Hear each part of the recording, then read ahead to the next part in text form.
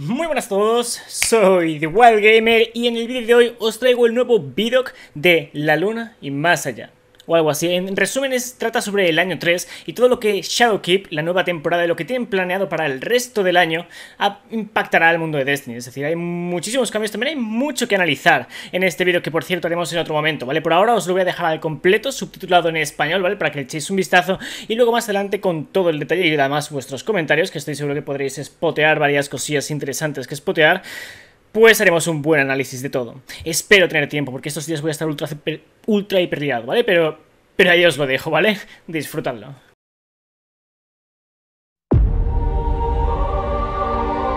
Year 3 is the beginning of us really looking at Destiny from its heart out. We want to build Destiny for its core fans. We want to make sure that we're building it for the people who love it. It's trying to make sure that players feel like they're on this journey with us, rather than us dictating what they're experiencing. Sometimes you feel like the events of the world happen, and sometimes you feel like you make the events of the world happen. That makes me every day go, what's the best version of Destiny we can put in front of players?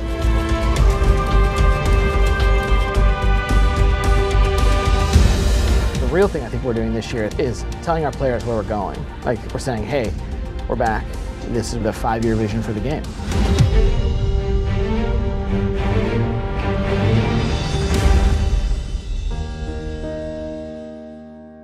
A lot of what we're doing this year is to set Destiny into a place where Destiny can begin its next major change. What we want to construct is a world where players feel like their actions, whether personal or as an overall global community, are moving the universe forward in some meaningful way.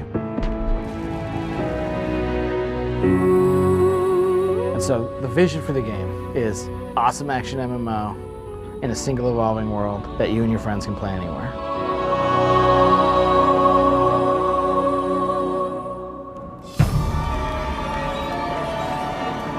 Shadowkeep is this first step to where we want to get to. Eris is going to make a discovery, and the discovery she makes is really important to where Destiny's going.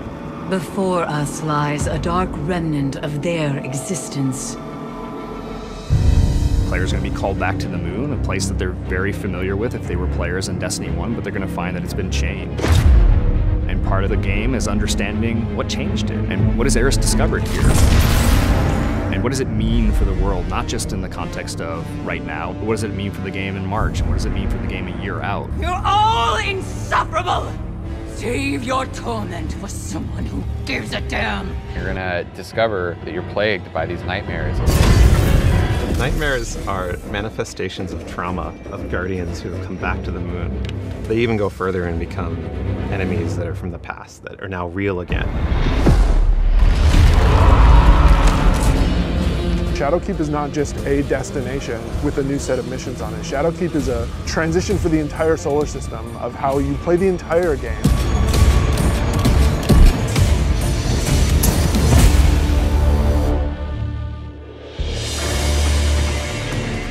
Field crafting choices, deeper RPG chase, like more team play. One of the first things we set out to do with Shadowkeep was deepen the character sheet. He was implementing some of the feedback he got from Sheik. That led to all the changes that we made to Armor. Armor 2.0 is really all about making every slot on your character sheet have an impact. Stats are back, there's like more stats than ever. We overhauled the mod economy. There's gonna be a bunch of, mods that you can get for your finishers. There's a whole new crop of weapons that are coming out. There's new seasonal weapons to earn. There's the new Shadowkeep, Astro Shaman-y weapons. It's kind of like old school, magic-y, like imbued with dark power sort of feel to it. You're fending for yourself. Eris is not trying to protect you. So the weapons just like, they're guiding you through the experience and they're telling you when the nightmares are around.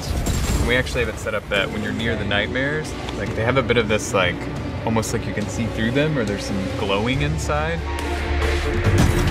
This is one of the weapons that Victor is making. It's a rocket launcher, fires out seeker projectiles, so should be fun.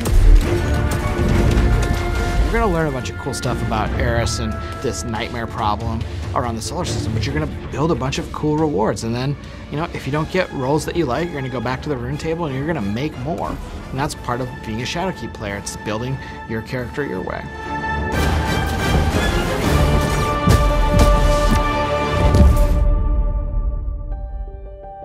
Try to like separate that like sort of ramp up cinematic like story climax speed movement from the... Each year we have an expansion set that comes out like Shadowkeep, and we're gonna have 4 follow-on seasons. And the expansions themselves are like meant to be an anchor that is gonna set that arc in a place. That growth, evolution, change, that's the stuff that manifests in the seasons. So we evolved the season pass. One of the biggest changes from the seasonal model you'll see from the annual pass is that we're focusing a lot more on how the seasons actually connect to one another.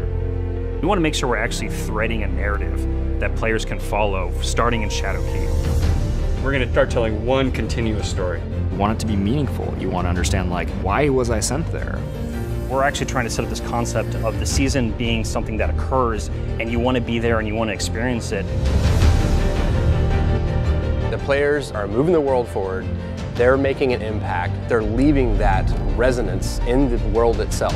How can Guardians actually come together and do something that unlocks rewards, pursuits, new experiences for everyone? We want a universe that's dynamic and changing. It's a universe where you can have memories, you can say things like, I was there when.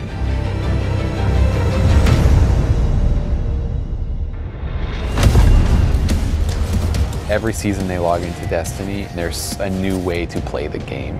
Season rank, the artifact, the bonus power that comes with the artifact, player elected difficulty.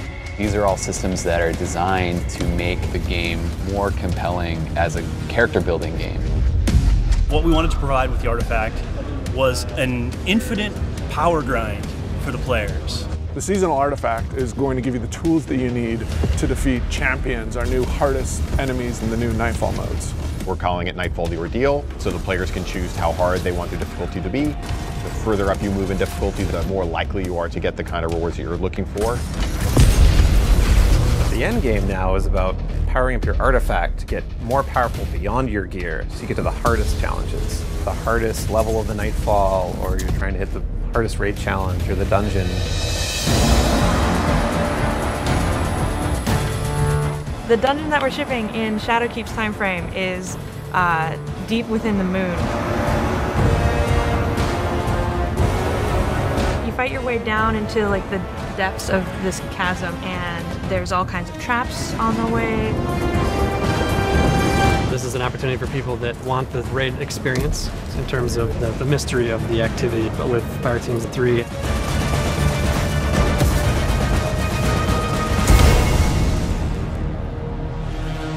Charging you up, Lars, get in there! Go ahead. We're thinking a lot about how we lay the foundations for a healthier PvP game. We're really committed starting in year 3 to have a renewed focus all through the year on PvP. That's going to be bringing back Destiny 1 maps. It's going to be bringing elimination into Crucible Labs. We're doing this really cool thing where we have 4 different iterations. Try them out week to week on the new maps and get feedback. We want seasons to be relevant for everyone. We want it to feel like everybody has something new to do and feel like they're all doing it together. We're here to build something that lives.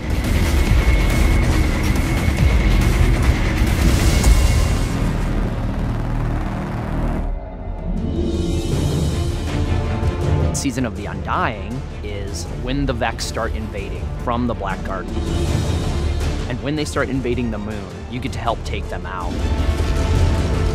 Over the course of that 3-month period, you're going to be getting more powerful, stronger, and then eventually you're going to stop that invasion. The story that we're telling is about the impact that the Vex can have on the whole solar system if we leave them unchecked. It's really going to kick that Act 1 of Year 3 off. And then Season 8 gets going with a raid, Vex offensive, we've got nightmare hunts, exotic quests, explore the moon, new strikes, new PvP maps. There's just so much going on, no matter what kind of player you are.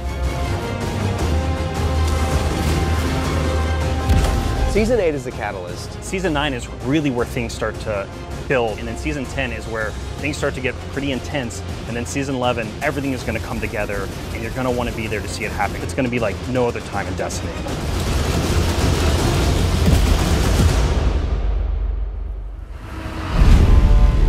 The single evolving world is one of the biggest changes that we're going to make over time to Destiny. Getting to that single evolving world is asking us to kind of unlearn a bunch of the things that we've learned. Hopefully we think we've made the right calls, and if the answer is no, like, the good news is we're in full control to change it. We can keep evolving the game. We're turning it into a game that we're all proud to be working on. We have a vision, we have a roadmap, we have a place we want to take Destiny, and Shadowkeep and Season of the Undying are just the first steps. It's a foundation. This is like the bedrock that we're going to build a lot of other stuff on top of. Forsaken broke a bunch of the bones that we had set, with Destiny 2. What we've been able to do this year is reset them. Are we done? No, not even close.